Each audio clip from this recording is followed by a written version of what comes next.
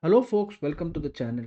If you are encountering WHEA underscore uncorrectable underscore error, then watch this video for the solutions. Now the first solution is to run a Windows update, and for that we need to right click on the start button, go to settings, click on Windows update and click on check for updates. And the second thing to do if this update does not fix the problem is to do a system restore. For that we need to look for recovery, click on it, we click open system restore and we click on next